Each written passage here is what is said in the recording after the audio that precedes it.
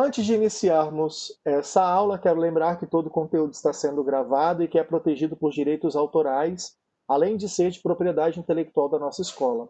Por isso, sua reprodução, mesmo que parcial, ou sua comercialização, é proibida e passível de medidas judiciais. Seja bem-vindo, seja bem-vinda ao encontro, sociológico desta semana.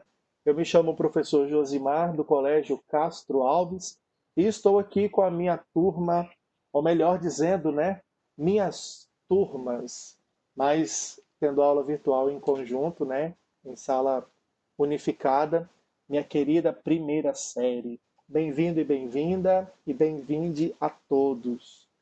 Bom, para começar a nossa conversa, nós vimos na aula passada, e já está disponível para você lá no portal educacional, a gravação da aula da semana passada, tá? Do dia 5. Então, a gente fez uma revisão, do conteúdo do volume 2, e esse volume 2 a gente está discutindo o capítulo 4, do qual fala, traz para nós educação e sociedade, do qual nós refletimos sobre a instituição escolar. Vimos todo o processo histórico da educação, de como a escola foi pensada, como que ela foi sendo organizada para atender às demandas sociais, em especial, o, o atendimento às necessidades do, da realidade de trabalho. Ou seja, a escola ela passou a atender inicialmente as necessidades uh, industriais, dos processos industriais. Isso significa que a escola ela foi formulada para tratar inicialmente da formação do trabalhador. Para quê? Para que a criança tivesse condições de, na vida, apta a entrar no mercado de trabalho, ela tivesse, então, as condições possíveis para realizar as atividades laborais. Com o passar do tempo, a gente percebeu, e a gente vê isso na história da educação, que o ambiente, a instituição escolar, ela foi atribuindo algumas segregações, algumas divisões muito particulares, em que a pessoa, ela foi segregada em série, em turma, e ainda, para passar de uma série a outra, foi atribuído então algumas atividades avaliativas. E as atividades, obviamente, ao alcançar uma determinada média, ela então estava apta a avançar de turma, a avançar de série. Com o passar do tempo ainda, o sistema educacional ele foi ganhando outros formatos, tá? Mas esses formatos continuaram dando, vamos dizer, esse formato continuou trazendo respostas para o sistema capitalista. Então veja que a escola ela permanece, no cursor histórico, atendendo às necessidades do mercado. Beleza? Ou seja, aquela ideia, de produção vista na,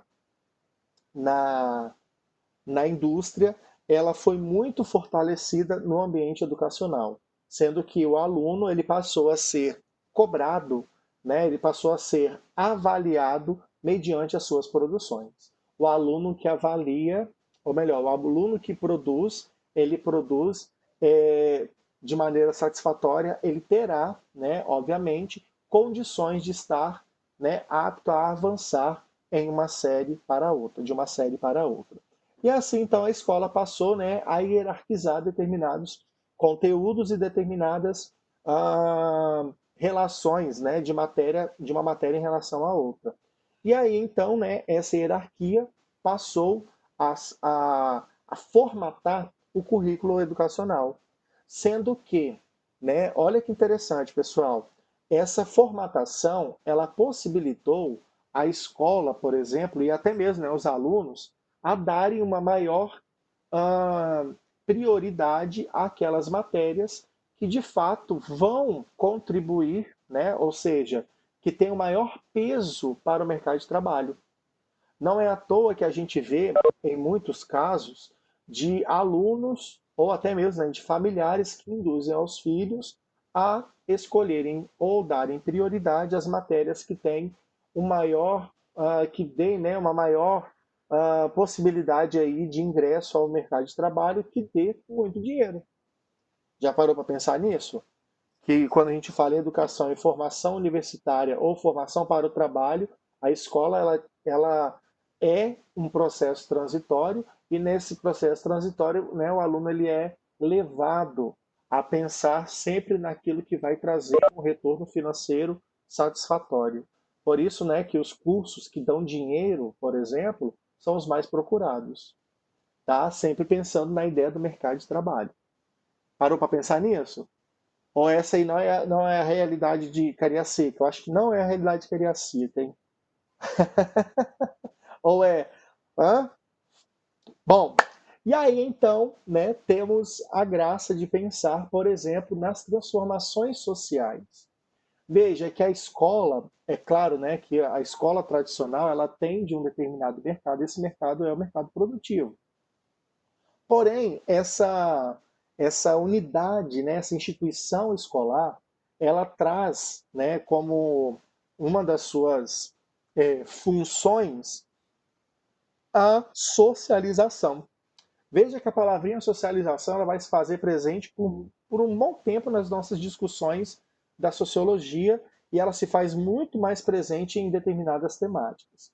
E aí, então, né, por ser, né, a instituição escolar, por ser uma instituição socializadora, ela então moldava o comportamento, né, dos indivíduos de acordo com aquilo que era voltado para o bem social, ou voltado, né, para os valores sociais. E esses valores sociais, eles também estavam inseridos nos conteúdos curriculares com a intenção de moldar, né, certos grupos da sociedade. E esse moldar certos grupos da sociedade produziam, é claro, né, uma nova, ou melhor dizendo, né, produziam uma nova compreensão de sociedade. Com isso, a escola passou, né, a ter um melhor fundamento, uma melhor organização, e ainda passou a ser vista como uma das instituições que melhor influencia ou que melhor fortalece os valores já ensinados, já aprendidos na socialização primária, ou seja, com a família. Tá? Portanto, família e escola devem, né, ter uma aproximação muito grande para trabalhar os valores. Tá beleza? Bom, a partir daí, então, né, durante os séculos XIX e o século XX, a escola ela passa a se formar, ou melhor, ela passa a direcionar a formação da classe trabalhadora, trazendo a disciplina, veja bem, hein? Trazendo a disciplina e a ordem como elementos fundamentais para a criação ou para a formação dos indivíduos que ali estavam. Portanto, pensar e agir de maneira disciplinada e de maneira ordenada. O que isso significa? Significa que você, na instituição escolar, vai ser instruído a obedecer. Tranquilo, gente? Tranquilo? Até aí você consegue fazer uma aproximação com os dias atuais? Você consegue trazer presente a escola dos dias atuais? Que escola, que organização é essa? Você consegue fazer essa leitura crítica de uma educação atual que visa a formação disciplinar dos seus alunos? Então, a escola tornou-se um espaço privilegiado para você disciplinar os corpos. Tá ok? Tranquilo? Então, olha, a questão da fileira, né, vamos falar, né, a organização da sala, né, a presença de agentes educadores. Olha, bem, vou dizer militarizado, né, mas bem disciplinadora mesmo, tá? A escola se tornou. E aí, gente, com o passar do tempo, é claro, né, que a evolução social foi trazendo novas configurações para as realidades. E aí, com o passar do tempo, né, e para as diferentes transformações, Esse modelo de escola, né, formada ou direcionada para a classe trabalhadora, né, com a intenção de formar os futuros trabalhadores, ela passou a ser, então, muito questionada pelos educadores. Questionado em que sentido? Quais são, né, as produções de sentido, quais são os encaminhamentos, né, de aprendizagem que esse modelo educacional traz para o aluno? E é a grande interrogação que se coloca, em especial no século XIX, no século XX, que estava aí, olha, passando por grandes transformações sociais em detrimento, né, ou melhor, em relação às duas grandes guerras. Então, o cenário mundial ele mudou bastante. A crise econômica também mudou bastante. Então, veja, colocar em evidência, né, as crises, tanto políticas quanto econômicas, fez com que as instituições também mudassem o seu repertório. Tá? E com isso, né, a escola ela acabou perdendo essa, vamos dizer, né, esse espaço de pensar a autoridade, não, pensar o autoritarismo e a disciplina e passou, né, a trabalhar com outros direcionamentos para acompanhar o quê? Para acompanhar a formação social que, né, os países, que os estados estavam passando em cada momento histórico. Com isso, então, né, a gente percebe que a escola passou, né, a aproximar a teoria da prática. Ou seja, em quais elementos, em quais situações aquele conteúdo ele é praticado. Ou em quais situações do nosso cotidiano que nós percebemos esse conteúdo. Então veja que não foi do nada que a escola mudou, né, a sua diretriz. A escola mudou mediante as necessidades sociais, mediante, né, as transformações sociais que aconteceram no decorrer do tempo. Então aquele posicionamento de autoridade, né, de autoritarismo, melhor dizendo, de autoritarismo, de disciplina, foi cedendo espaço para uma aplicabilidade do conteúdo. Então, o aluno, ele, né, o aluno, neste caso é aluno, tá? Então, o aluno ele passou a perceber quais eram ou quais são os conteúdos aplicados no seu cotidiano, tá? Então, não era possível então manter essa imagem do professor distante, tá? O professor que está ali apenas, né, como diz Paulo Freire, apenas para depositar conteúdo, né? Essa ideia traz a ideia de uma educação bancária. O que né, nós fazemos no banco? A gente vai lá, deposita o dinheiro com a intenção de fazê-lo render. Não é assim que acontece? É a mesma coisa, né? Paulo Freire, a crítica que Paulo Freire fez a essa educação voltada para um método ou, né, para a formação do trabalhador. Então, Freire, ele critica essa formação. Por quê? Porque essa formação é uma educação bancária. O professor injeta o conteúdo e em um determinado momento ele quer o retorno de preferência, né, que tenha como um retorno com juros, um retorno a mais daquilo que foi depositado. Então veja que essa crítica de Freire ela é muito bem-vinda, porque Freire ele quer quebrar com esse paradigma de que a escola é a instituição que está ali para depositar conteúdo. E para isso acontecer, o que é preciso? Primeiro passo, distanciar, né, essa distância aqui, olha, professor e aluno. Então, o professor ele não deve ser visto como carrasco, como disciplinador. O professor deve ser visto como aquele que media. Ou seja, o professor vem para ser ele vem para intermediar o aluno e o conhecimento, trazendo, né, contribuições que sejam possíveis de entendimento e, em especial, que seja ah, é, que tenha, né, que dê condições ao aluno de aplicar esse conhecimento. Então, passamos de uma educação totalmente autoritária para uma educação mais acolhedora, ok? Do diálogo. Então, esse diálogo ele passa a ser presente cada vez mais nessa educação que está para além, né, do depósito de conteúdo. Bom, e aí, gente, temos também que o aluno ele muda também de comportamento. O aluno ele deixa de ser, né, um aluno passivo, submisso e passa a ser um aluno que ativo. Ou seja, o aluno ele passa a ser visto como aquele que está ali presente, como aquele que tem anseios, que tem sonhos, tem desejos. Ou seja, o corpo e a vida do aluno passa a ser respeitado enquanto tal. Tá? Então nós temos aí, olha, uma configuração de educação que está mudando, ou melhor, que muda, né, com as novas compreensões de homem e as novas compreensões de realidade. Até aí, galera, tá de boa? Se sente significativo. Perfeito, Arthur. E além de ser significativo, o aluno vai se sentir também pertencente àquele espaço. Ou seja, não é um espaço que vai simplesmente cobrar, entende? Não é um espaço que vai somente exigir um retorno de vocês, como se fosse assim, ó, chegou a hora de você me devolver o que eu depositei, passa para cá. Aí chama-se, né, de prova. Por isso que o modelo de avaliação que nós temos hoje é o modelo que precisa ser repensado, percebe? E as instituições que estão bem à frente a nível educacional, o que ela fez? Além de dar oportunidade para o aluno participar, né, mais ativamente, ele mudou o sistema avaliativo.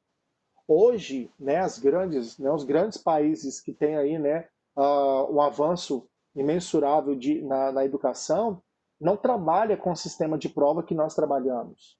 Olha que interessante. Trabalha, obviamente, né, esse aluno ele é avaliado de alguma forma, porém o aluno ele trabalha com resoluções de situações, problemas, em que o aluno precisa aplicar esse conhecimento que ele adquiriu para resolver aquele problema que foi apresentado pelo professor. Então veja que né, a educação do futuro ela tende a dar cada vez mais espaço para o aluno, para o estudante. E o estudante ele terá condições de quê? Resolver situações, problemas. Percebe? Olha a diferença, olha para onde nós estamos caminhando. Então, gente, quando nós falamos de protagonismo juvenil dentro do espaço educacional, nós estamos trazendo exatamente essa discussão. Como que o aluno, como que nós hoje, vou trazer o nosso exemplo aqui, olha, como que o Josimar ele vai atribuir uma situação problema para as turmas da primeira série do Colégio Castro Alves e como que esses alunos vão resolver a situação problema utilizando as matérias que ele estudou. Então, olha que interessante. Além de, né, trazer o estudante para a participação ativa, para a resolução de atividade, o aluno ele vai ter uma maior independência e também uma interdependência. Ele vai ser dependente junto com o outro, ou melhor, independente com o outro. O que isso significa? É um trabalho coletivo construído por várias mãos e que traz, né, como resultado o aprimoramento ou a aplicação dos conteúdos que foram adquiridos no decorrer daquele trimestre ou daquele curso que está sendo trabalhado. Então, gente, veja que quando nós tratamos, né, dessas evoluções sociais, nós estamos trazendo esse modelo educacional, que é um modelo que é formativo. Esse modelo formativo, obviamente, né, ele foi mudando o seu currículo. Então, aquela escola autoritária, aquela escola que viu o aluno como submisso, agora não vê mais dessa forma. O aluno ele é um agente participativo. Ele participa com os demais, portanto, ele é coparticipante do espaço educacional. Então, dessa forma, a escola passa a valorizar o indivíduo e as suas experiências pessoais. Percebe? Por isso que hoje você encontra uma escola muito mais preocupada com o indivíduo do que simplesmente com os afazeres. Percebe? Então, né, essa nova contextualização ela faz com que os alunos e a instituição se modifiquem. Ou ela faz com que o aluno e a instituição se adapte às novas exigências. Tá? Bom, com isso, o que que acontece? Acontece também a mudança das emoções, a mudança dos sentimentos, né? As produções de sentidos em relação à escola também se modificam. Quando você, por exemplo, né, quando eu, que também sou estudante, quando nós nos sentimos valorizados e até mesmo pertencentes àquele espaço, né, seja com o que for, a vontade, o nosso ânimo também se modifica, percebe? Então a relação escola-estudante, né, escola-aluno, precisa ser uma relação cada vez mais de acolhimento. Precisa ser uma relação cada vez mais em que as experiências individuais se sobreponham, né, às experiências coletivas, até porque o conhecimento ele é individualizado, tá? Perfeito, Arthur. O desempenho muda, a sua vontade de estar em sala muda, percebe? E aí tudo no ambiente educacional ele muda. Sabe aquela história do, mas eu sou obrigado a vir para a escola? Quando, né, muda a relação escola-estudante, esse essa falta de interesse também ela muda de alguma forma, percebe? Seja na aula de um professor, seja na escola como um todo, seja uma atividade que você faz, enfim. Bom, o Vitor traz para a gente. Antigamente as pessoas temiam os professores e isso com certeza atrapalhava o desenvolvimento dessas crianças. Exatamente. Se você né, ouvir a história de uma pessoa mais velha, você vai ver que havia um grau de exigência muito grande. Então eles diziam que, mas a gente aprendia. Ah, ah. Estudos comprovam que o aprendizado ele era um aprendizado mínimo. Então, assim, não negamos, né, não se nega o aprendizado dessa época, não negamos isso. Mas o que que acontecia? Era exatamente, Leandro, era palmatória. O que que acontecia na época? Você era obrigado a fazer. Então, se você não fizer não fazer uma determinada atividade, o castigo era certo. Então, para não ser castigado, você fazia, ou seja, era a cultura do medo, percebe? Então, qual é a aprendizagem que se dá através da cultura do medo? Entende? Então, não havia autoridade do professor, era um autoritarismo exacerbado. Então, havia medo da força do professor. Até porque, né, o professor, o valor do professor era um valor imensurável em relação à formação que ele, né, estava propondo ao filho para o mercado de trabalho. Então, nesse período, quem era o homem sem trabalho? Era um Zé Ninguém, percebe? Então, não tinha essa opção de você fazer, por exemplo, um bolo para vender. Não tinha opção de você vender bombom no semáforo, bombom nos bares, como a gente vê por aqui. Não tinham essas opções. Não tinha, percebe? Então, o que, que acontecia? Era indústria ou né, trabalhar em loja, né, e outras pouquíssimas atividades laborais. Agora, essas atividades que a gente vê hoje, dificilmente você não via essas atividades antigamente, percebe? Então, a escola ela foi ampliando esse leque de oportunidades, tá? Foi ampliando esse leque de relacionamento e hoje ela se tornou, né, um espaço de socialização que acaba se articulando com outras instituições, em especial a família, mas ela também se articula com outras instituições, seja ela do poder governamental ou das organizações não governamentais. Você vê uma relação muito próxima nesse processo formativo, uma vez que a educação ela continua sendo fonte de transformação, tá? Por isso, gente, a tecnologia ela é uma forte aliada. Ela valoriza o processo de ensino-aprendizagem. Não é à toa que nós estamos aqui agora, né, utilizando um meio totalmente tecnológico para podermos manter, né, a nossa proximidade e também poder, né, garantir aí a execução, né, e a partilha do conteúdo. Então a tecnologia ela chega, né, com essa potencialidade. Porém, é preciso termos, né, compreensão do seguinte: apenas ligar o computador e pronto, isso não quer dizer que há processo de aprendizagem. É necessário que outros fatores também estejam concentrados nessa ação. E quais fatores são esses? É de fato autonomia, responsabilidade, comprometimento, tudo aquilo que a gente já conversa com vocês, né? Para que você tenha condições de fato de utilizar o. Ah, não acredito, gente. 11h12 já está aparecendo aqui 5 minutos. 11h12 vai terminar 17. Era para terminar 11h20. Ah, fala sério, Cisco. Pô, eu fico chateado com você, hein, Cisco. Então, gente, a nossa organização escolar, educacional, agora com os atributos da tecnologia, ela possibilita a gente trabalhar essa formação cada vez mais próxima, cada vez mais antenada. E aí, né, como a gente tem percebido e já falamos sobre isso, a escola ela vai ganhando cada vez mais oportunidade de ampliar essa autonomia do sujeito. Então, hoje, né, desde a década de 90, para falar a verdade, desde a década de 90, a criança e o adolescente recebe o direito à educação. Olha que bacana, galera.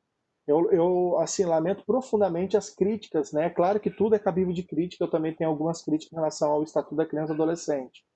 Mas dizer que foi um grande erro, né, propor o Estatuto da Criança e do Adolescente, para mim é um exagero sem precedente. Então, assim, hoje o Estatuto da Criança e do Adolescente garante à criança e ao adolescente o direito à educação. Ou seja, pessoal, a educação é um direito, tá? Não existe em qualquer parte do Estado brasileiro a negligência ou o não cumprimento desse estatuto, tá? Pode ter falhas, pode ter negligência, sim, o Estado negligencia. Porém, nós precisamos garantir, e para garantir é necessário lutar. E essa autonomia do sujeito possibilita a ele a emancipação. E por emancipação a gente compreende o seguinte: é aquele sujeito que se torna independente. Ok? O que seria independência? Né? O que seria você agir de maneira independente, de maneira autônoma? É você não precisar do outro para pensar, é você não precisar ou depender do outro para falar, para se posicionar, tá? Então, essa educação que emancipa é uma educação que busca, de fato, trabalhar o homem na sua integridade, na sua autonomia. E por autonomia, repito, é você ter condições de expor, de criar posicionamentos a partir das suas convicções. Então a escola passa a ser esse espaço privilegiado de emancipação.